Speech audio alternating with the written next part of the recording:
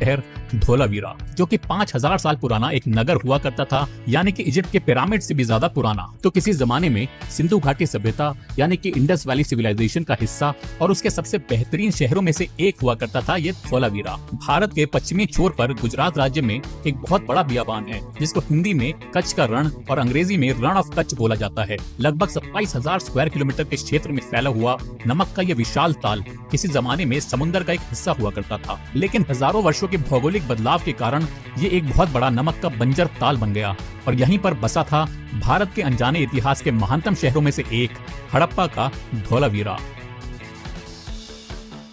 अंदर जाने से पहले मैं आपको बता देता हूँ कि धोलावीरा से भुज की दूरी 130 किलोमीटर की है और धोर्डो यानी कि वो जगह जहाँ पर लोग व्हाइट रन ऑफ कच्छ देखने जाते हैं, वहाँ से इसकी दूरी 88 यानी कि 88 किलोमीटर की है। तो आइए एक्सप्लोर करते हैं गुजरात की इस वर्ल्ड हेरिटेज साइट को। तो आपकी जानकारी के लिए मैं बता देता हूँ कि धोलावीरा काफी अच्छी प्लानिंग से बना हुआ एक शहर हुआ करता था। सीटाडेल यानी कि किले का क्षेत्र या गढ़ी क्षेत्र, जो कि 2 और भागों में बटा हुआ है और बाकी दोनों भागों के नाम हैं मिडिल टाउन और लोअर टाउन, यानी कि मध्य नगर और अवम नगर। इस शहर की बसावट 3000 BCE के आसपास हुई थी। तब ये एक किले के रूप में छोटा सा नगर हुआ करता था। करीब 2600 BCE में ये शहर पूरी तरह से बस चुका था। यहाँ पर 17 गेट्स भी पाए गए थे, जिनमें उत्तरी और पूर्वी गेट्स सबसे विस्तृत रूप में दिखाई देते हैं और इन गेट्स को बनाने के लिए यहीं के लोकल मटेरियल यानी कि चूना पत्थर का इस्तेमाल किया गया है। यहाँ पर उस समय मनहर और मनसर नाम की 2 नदियां हुआ करती थी और उन दोनों नदियों के पानी के बहाव को यहाँ बने रिजर्वोयर्स यानी कि जलाशय तक मोड़ा जाता था। यहाँ पर अच्छी खासी मात्रा में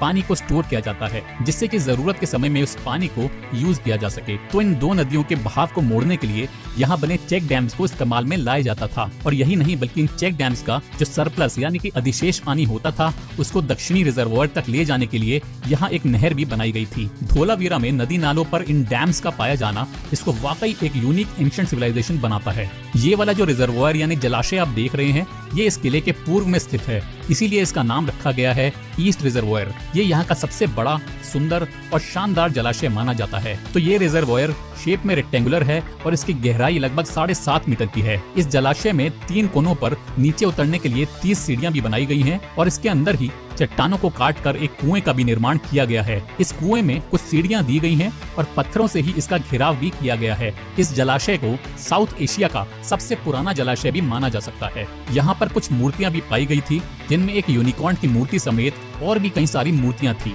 जो कि यहाँ होने वाले रिचुअल्स का प्रमाण देती हैं और इस जलाशय के महत्व को दर्शाती हैं। यहाँ इस जगह पर इस नगर का साउथ गेट हुआ करता था, जो कि इस शहर के दक्षिणी भाग और दक्षिणी जलाशय तक पहुँचने के लिए इस्तेमाल में लाया जाता था। और ये जलाशय एक चौड़े से रास्ते और सीढ़ियों के अलावा सामने की ओर एक ऊंची छत से जुड़ा हुआ था। तो आइए अब आपको दिखाता हूँ दुर्ग क्षेत्र का ही दूसरा हिस्सा, जिसको कहा जाता है बेली यानी कि उप प्रासाद।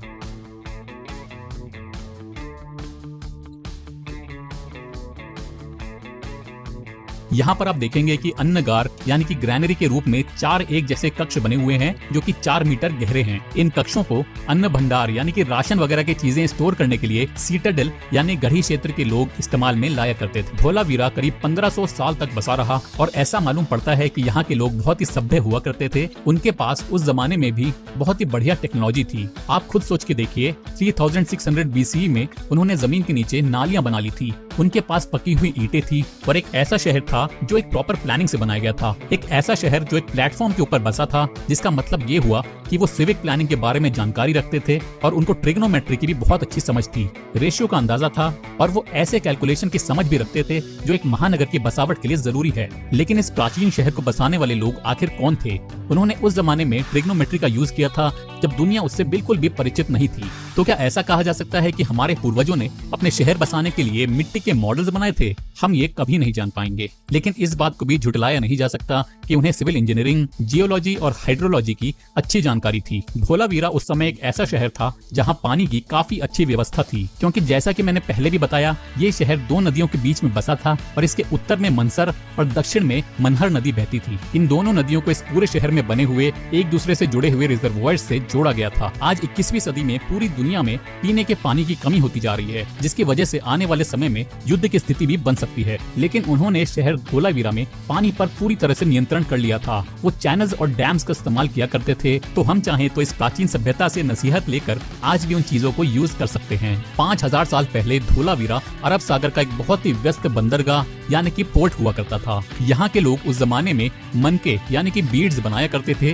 जिसका व्यापार यहाँ बहुत ही अच्छा चलता था। धोलावीरा में बने मनके मेसोपोटामिया तक में भी मिले हैं, जो धोलावीरा की तरह ही एक एंशिएंट सिविलाइजेशन हुआ करती थी। अब मैं आपको वो जगह दिखाता हूँ जहाँ मनके यानी कि बीड्स बनाने और चमकाने की वर्कशॉप हुआ करती थी। बेली यानी कि उप प्रसाद से उत्तर की ओर में मनका निर्माण की एक कार्यशाला का भी प्रमाण मिला है। इस कार्यशाला के कमरों से मिले मनके चमकाने के इक्विपमेंट्स का मिलना मनके चमकाने की विशेषज्ञता की ओर इशारा करती है। यहाँ एक कमरे में रेक्टेंगल शेप का एक बीड पॉलिशर भी पाया गया था, जिसमें कई सारे ग्रूव्स बने हुए थे और उसका बीच का भाग हल्की गहराई लिए हुए है। ऐसा माना जाता है कि ये बीच का भाग मनका निर्माण के समय में पानी से मनकों को ठंडा रखने के लिए यूज किया जाता था। धौलावीरा की खोज सन 1968 यानी कि 1968 में हुई थी, लेकिन उसके बाद भी 21 सालों तक धौलावीरा के अवशेष जमीन में ही दबे रहे। सन 1989 यानी कि 1989 में धौलावीरा की खुदाई शुरू की गई और कई सालों की मेहनत के बाद यहाँ मिली कुछ बेशकीमती चीजें और एक दिन यहाँ जमीन से बाहर निकलता हुआ एक पत्थर दिखाई दिया और उसके बाद वैसे ही कुछ और भी पत्थर यहाँ पर नजर आने लगे,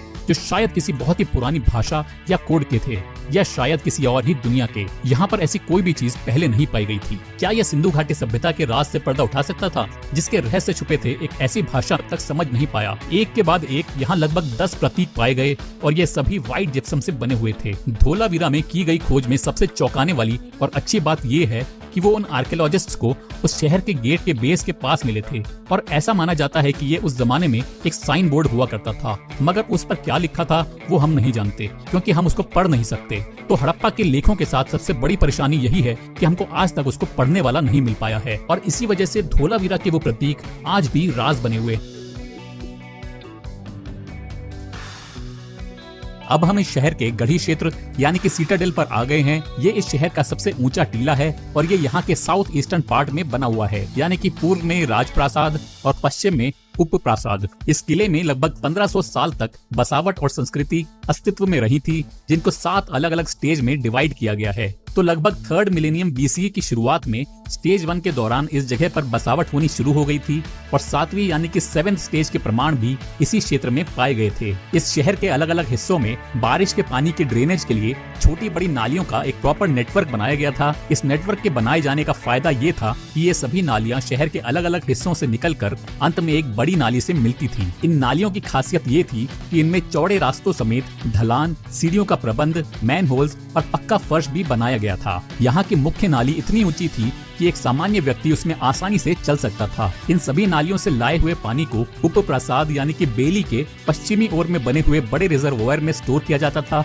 तो इन नालियों को बनाने का सबसे इम्पोर्टेंट रीजन मानसून काल में बारिश के पानी को कंट्रोल और स्टोर करना था और ये सारी नालियां धौलावीरा के स्टेज 5 के अंत तक भी इस्तेमाल में लाई जाती थी। आइए अब आपको यहाँ कैसल यानी कि राजप्रासाद में बने हुए कुछ वाटर स्ट्रक्चर्स दिखाता हूँ। धौलावीरा को बनाते समय इस कैसल का साउथ वेस्टर्न एरिया जल संग्रहण संरचनाओं यानी कि वाटर स्ट्रक्चर्स के लिए रिजर्व किया गया था। तो यहाँ पर एक बड़ा कुआं, 2 वाटर टैंक्स और भी कई सारे अलग अलग तरह के स्ट्रक्चर्स पाए गए थे। यहाँ पर जो कुआं पाया गया था वो हड़प्पन सिविलाइजेशन में पाए गए सबसे विशाल कुओं में से एक है। इसका इंटरनल डायमीटर लगभग 4 मीटर का है।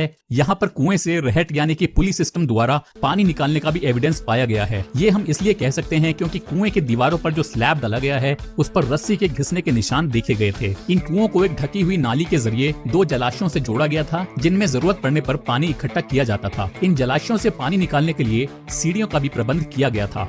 ऐसा कहा जाता है कि धौलावीरा के बारे में पता ही नहीं लगा कि वो अचानक से कैसे गायब हो गया। धौलावीरा को उस जमाने का मैनहट्टन कहना भी कुछ गलत नहीं होगा। उस शहर को एक एडवांस सिविलाइजेशन के रूप में देखा जाने लगा था और उसकी आबादी कई हजार की थी और फिर अचानक से ही वो गायब हो गया। इसके बाद भारत के वो प्राचीन लोग अपने राज अपने साथ समेटकर कहीं और चले गए। उनके लेखों का क्या हुआ? शहर बसाने की उनकी टेक्नोलॉजी कहाँ गई? ये सब कहाँ गायब हो गए? इन सारे सवालों का जवाब ढूंढने पर और सवाल ही खड़े होते हैं। आज भी रिसर्चर्स धौलावीरा के बारे में जानकारी पाने की कोशिश में लगे हुए हैं, लेकिन शायद उसके ज्यादातर राज उन कोड्स की तरह ही रहस्यमयी बने रहेंगे।